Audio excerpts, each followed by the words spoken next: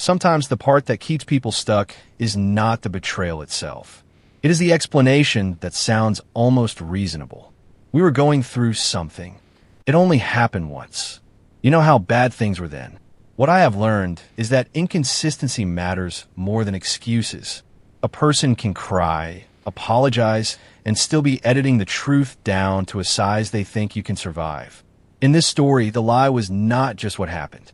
It was when it started, how long I was expected to carry it, and how many small details I was supposed to overlook to protect everybody's comfort except my own. By the time my wife admitted she had slept with my best friend, she had already decided what version of the story I was allowed to hear. That was the part that unsettled me most. Not even the confession itself, not at first. It was the shape of it. Trimmed down. Managed. She told me it happened once during our rough patch in late February, when we were barely speaking and taking turns sleeping on opposite edges of the bed like strangers sharing rent. She said it in our kitchen in Cleveland, with the radiator clanking and the smell of burned toast still in the air, like a person reading from a report she had rehearsed enough times to sound almost honest. My name is Darian. I was 38 then, working evening shift as a sterile processing technician at St. Vincent, the kind of job where you spend all night making sure instruments are clean enough for other people's emergencies. My wife, Rochelle, was 36 and handled payroll for a charter school network on the east side. We had been together 11 years, married 8, and had one daughter, Imani, who was 7 and had a habit of humming to herself when she colored. My best friend, Leon, had been in my life since 10th grade. He ran a small appliance repair business out of a garage near Union Miles and always smelled faintly like machine oil and peppermint gum. Our rough patch had been real. I do not like pretending it came out of nowhere just because betrayal makes every earlier problem look like foreshadowing. My mother had moved into assisted living that January after a bad fall, and I was over there almost every off day sorting paperwork, arguing with Medicare, and trying not to feel like a son who had failed at logistics. Rochelle's younger brother had lost his commercial license after a DUI, and she had been sending her aunt grocery money without telling me because she knew I would ask how we were supposed to cover it. We were not screaming every night, but we were tired in a way that turned tenderness into chores. That winter, our marriage got practical and gray. We passed each other in hallways with updates instead of affection. Imani needs poster board. Your mother's facility called. The gas bill came. We still did our Sunday ritual most weeks, sweet potato pancakes for our daughter, old gospel low on the speaker. Leon sometimes dropping by around noon to raid the bacon and talk football. Looking back, I hate that memory because it used to comfort me. Back then, it meant community. Later, it looked like access. The worst changes are the ones that reach backward. Betrayal does not stay in the moment it happened. It goes back and stains things that were innocent when you live them. The confession came in August, 6 months after the period she claimed it happened. By then, our rough patch had mostly eased. Not magically, not beautifully, but enough that we were functioning again. We had even started sitting on the porch after Imani went to bed, sharing the same blanket and talking in that cautious way married people do when they're trying to come back from distance without mentioning the distance too directly. So when Rochelle said, "I need to tell you something, and you're going to hate me," my first stupid thought was debt. I honestly thought maybe she had emptied a card or loaned money we did not have to somebody in her family. She kept rubbing the handle of that green, ceramic mug she loved, though there was no tea in it. She said Leon came by one night in February after she had asked him to look at our dryer because it was making a grinding noise. I remember the dryer. You had to slam the door twice and hold the knob a certain way to get it started. She said they talked in the kitchen. She cried. He stayed too long. It happened one time, she said. I hated myself right after. Then she added the sentence that turned my stomach in a different direction. I'm telling you because he's been acting strange, and I think this is going to come out some other way. That line was my first clue that the truth in front of me was already damaged. Not, I need to be honest with you. Not, you deserve to know. She was telling me because she feared losing control of the timing. I asked her when. She said late February, maybe the 23rd or 24th, after one of our biggest fights. I asked why Leon would come over that late for a dryer. She said she had mentioned it earlier, and he was nearby. I asked why she did not tell me in March, or April, or any of the calmer weeks in May. She stared at the counter and said, "Because once became easier to bury than explain." I left the house and drove to the late shift diner on Carnegie, where the coffee tastes like hot pennies and the waitress calls everybody baby no matter how old they are. I sat in a booth facing the window while rain stitched itself down the glass and buses hissed at the curb. I did not call Leon. I did not call anybody. That was my first real choice. I could have driven straight to his garage and forced the whole ugly thing into the open that night. Instead, I chose stillness because I was afraid that if I moved too fast, I would become the wild, irrational husband in a story everybody else got to retell more gently than I lived it. The cost of that choice showed up later. Silence gave Rochelle time to keep arranging the facts. It also gave me time to do what embarrassed people do. I started trying to make the story survivable before I even knew if it was true. By 2 in the morning, I had already built arguments for her in my head. We were struggling. Leon knew too much about our marriage because I had vented to him during barbershop Saturdays when men talk too loosely while hair falls around their ankles. Maybe pain had drifted into confusion. Maybe one bad night was exactly that. The human mind is talented at laying fresh carpet over a hole. I confronted Leon the next afternoon behind his shop while he was loading a busted microwave into the back of his van. The alley smelled like wet cardboard and old grease. He looked at my face and knew it was not small talk. When I said Rochelle's name, he actually sat down on an upside-down milk crate. For a second, I thought that meant remorse. It did not. It meant calculation. "She told you?" he asked. I said yes. He pressed both hands over his mouth and then said, "Man, it was one mistake. Back in winter, I was going to tell you." But he never asked what she had told me, which meant he already knew the version. That detail kept scratching at me. People who are innocent, or even just less guilty, ask what was said. They want to know the allegation. Leon skipped right over that and defended the outline. One mistake. Winter. I asked him the date. He said he did not remember. I asked whether it was at my house. He nodded without looking at me. I asked if that was the only time. He said yes too quickly, then corrected himself into a slower yes, which was somehow worse. I did not hit him. I want credit for that, even though no one gives trophies for basic self-control. I walked away because I knew rage would simplify him when the truth was probably more layered. The timeline started bothering me before the act itself settled in. Rochelle had said February 23rd or 24th. But on the 23rd, I was at my mother's facility until nearly midnight because her roommate's son had taken her walker by mistake and the whole floor was thrown off. I remember because I stopped at the corner store on Kinsman and bought stale oatmeal cookies from the clearance rack. And Rochelle laughed when I brought them home and said only old women and exhausted men eat cookies that dry. On the 24th, our daughter had a fever. Rochelle did not leave her side.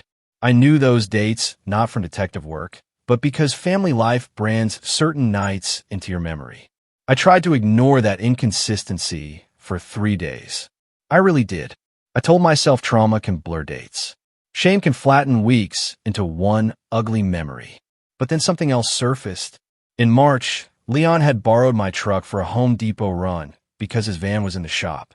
He kept it 4 hours and returned it with the passenger seat pushed almost all the way back and my daughter's church recital program folded under the mat.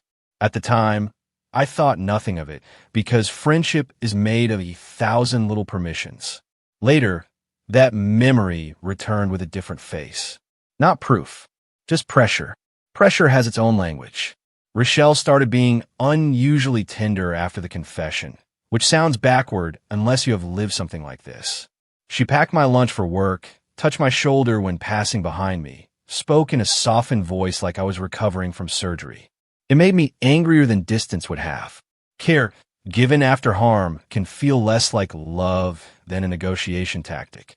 Still, I stayed. That was my second major choice. I could have slept at my cousin's apartment in Garfield Heights that week and forced physical space between us. Instead, I stayed in the house because of Amani, because of bills, because I did not want my daughter waking up to a father-shaped absence I was not ready to explain. The cost of staying was that I had to keep acting normal while my mind became a filing cabinet. I noticed too much. Rochelle began taking her calls in the laundry room with the door half closed and the dryer thudding like a cover beat. She started saying Leon's name less, which was somehow more revealing than saying it. If his name came up at all, her shoulders tightened before her face did. Our daughter asked one evening why Uncle Leon had not come over for pancakes in a long time, and Rochelle answered too bright, "He's busy, baby." I watched her butter toast with the wrong side of the knife and knew we were all performing around a break no child should have had to feel. The piece that moved everything forward came from somewhere ordinary. Not a text thread, not lipstick on a collar, a church parking lot. My aunt attends New Hope Baptist on the east side and has the kind of attention to detail that kept every cousin in line without raising her voice. She called me after Wednesday Bible study and asked, very casually, whether Rochelle had gotten a second car. I said no. She said she thought she saw Rochelle in Leon's van in April, parked behind a fellowship hall around 7:30, but she might be mistaken because people's hair changes. I thanked her and sat in my truck with both hands on the wheel until my knuckles ached. April, not February. That 1 month cracked the story wider than any dramatic confession could have. Rochelle had told me one time during our rough patch in late February. Leon echoed winter and one mistake. But if my aunt saw them together in April, parked in a place nobody parks unless they are hiding from the street, then either the affair was still alive after the rough patch or it had started earlier and continued. Both possibilities destroyed the mercy I had been trying to manufacture. I did not call Rochelle right away. I drove instead to the laundromat where we used to take our comforter because our machine could not handle the spin cycle, and I sat there watching strangers fold towels. There's a shame that comes with realizing you are not confused because the facts are complicated. You are confused because you have been cooperating with a lie. Sitting there under the fluorescent lights, listening to quarters clink and a baby cry near the vending machine, I started replaying spring. Rochelle volunteering to run errands after payroll deadlines. Leon suddenly unavailable on 2 Saturdays he had promised to help me move my mother's dresser. The extra $20 in gas every week when Rochelle's office was only 12 minutes away. None of those things alone meant much. Together, they formed a map. Not because small details are dramatic, but because real deception survives inside practical life. I confronted Rochelle that night after Imani fell asleep on the couch with glitter still on her cheek from a school art project. I did not yell. I almost wish I had. Yelling would have matched the heat in my chest. Instead, I asked, "Why did my aunt see you in Leon's van in April behind New Hope?" Rochelle went still in a way I had never seen before, like her body was deciding whether truth was worth the energy. Then she said the first thing liars say when they're script tears. That's not what it looked like. I asked what it looked like then. She said Leon had given her a ride after her car battery died.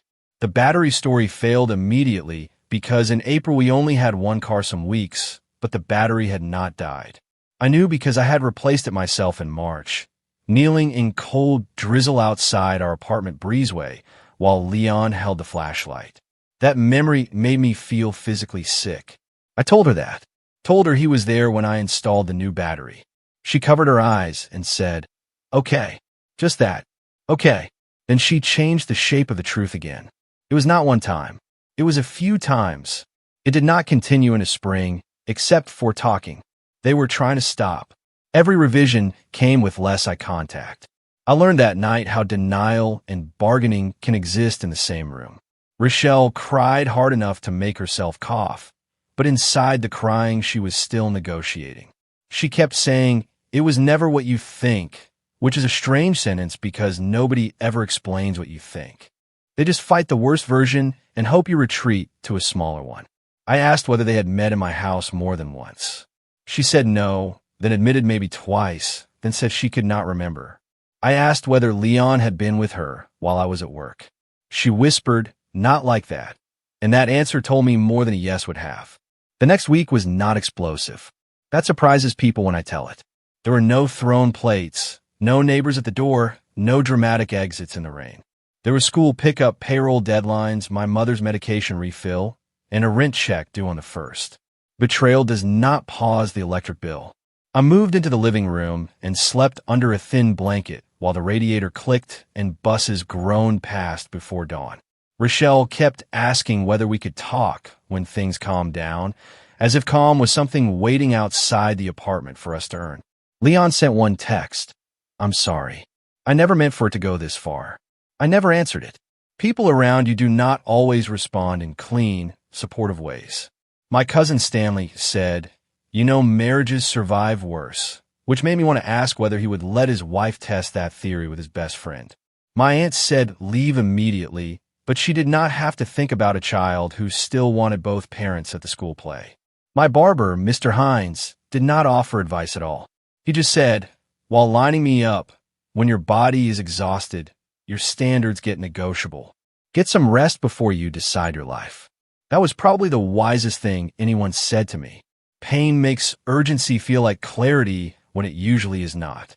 I made another choice then, smaller but costly. Rochelle asked whether we could try counseling before telling anyone else in the family. The other option was to end it right there and stop helping her manage the social blast radius of what she had done. I agreed to counseling because I wanted a documented, structured place where lying would feel harder. What it cost me was months of suspended reality. In those sessions, she kept circling language like disconnection, loneliness, feeling unseen. All of that may even have been true. But truth used as fog is still fog. Leon's name rarely came up without Rochelle beginning to cry before answering direct questions.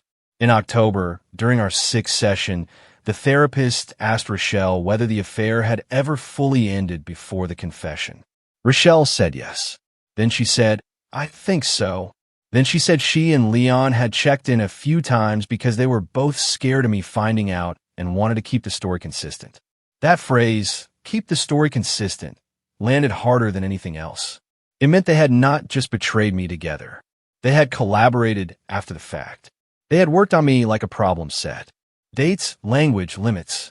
What level of truth would hurt enough to seem honest, but not enough to ruin their comfort completely? After that session, I went to Edgewater Park alone, even though the wind off the lake was mean and cold. I stood there watching gray water slap the rocks and realized my marriage had become an argument over record-keeping. Not whether harm happened, not whether remorse was real, but whether I was willing to spend years cross-examining the person beside me for a version of events she should have surrendered the first night.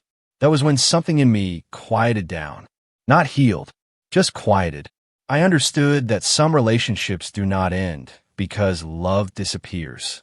They end because reality cannot survive being negotiated every day by the person who broke it. I filed for separation in November. Even then, it was not dramatic. Paperwork at a downtown office with bad coffee. A legal aid consultation because full representation cost more than I could manage. Rochelle did not fight the separation, which hurt in its own way. Maybe she was tired. Maybe guilt had finally outrun strategy. Maybe she had already accepted that the marriage I thought we were salvaging had been gone since spring. Leon closed his shop for 2 weeks around that time. I heard from somebody at the barber shop he was staying with his sister in Euclid. I never confirmed it. By then, gathering more facts felt less like healing and more like self-harm. The hardest part turned out not to be sleeping alone or dividing furniture or explaining separate holidays to our daughter in age-appropriate fragments. It was how betrayal changed memory. I still cannot hear certain songs from our Sunday pancake mornings without wondering which version of my life I was standing in. I found one of Leon's socket wrenches under our sink months later, tucked behind a leaking bottle of dish soap, and had to sit on the kitchen floor because ordinary objects had become contaminated. Not evil, not cursed, just rearranged. That is the quieter violence of betrayal. It does not only wound your future, it edits the emotional meaning of your past. Co-parenting with Rochelle became functional before it became kind. We met in grocery store parking lots for handoffs because neutral places lower the temperature. Sometimes the football lights from the high school near her apartment would be glowing while Imani climbed into my car with her backpack and spelling words. Rochelle and I learned how to discuss inhaler refills, school forms, and winter coats without wandering into old accusations. That took longer than outsiders think. Accountability is not the same as apology. She apologized many times. Accountability only started later, when she stopped arguing with my memory stopped minimizing the duration, and admitted the lie had lasted longer than the affair itself. The last thing Leon ever said to me in person was outside family court in January. He had come with someone on another matter and spotted me by the metal detector. He looked older, softer around the jaw, embarrassed in a way that no longer helped anybody. He said, "I miss my friend." I believed him. That was the bitter part. I think he did miss me. I also think he missed being the kind of man who thought of himself as loyal. But missing a clean self-image is not the same as repairing the damage you caused. I told him, "You should." Then I walked through the doors and kept going. What stays with me from this story is not the confession in the kitchen. It is the radiator clanking while Rochelle offered a smaller version of the truth, the church parking lot that quietly disproved her timeline, and that counseling session where keeping the story consistent finally named what had really been happening. That is the takeaway I would leave with anybody. Pay attention when the facts keep needing edits. A painful truth usually gets clearer over time. A useful lie has to be maintained. Once you realize you are being asked to help maintain it, that is no longer forgiveness. That is participation in your own confusion. If you enjoyed this story, please like, comment, and share this video with your friends. Subscribe and turn on the notification bell so you never miss a powerful story drop.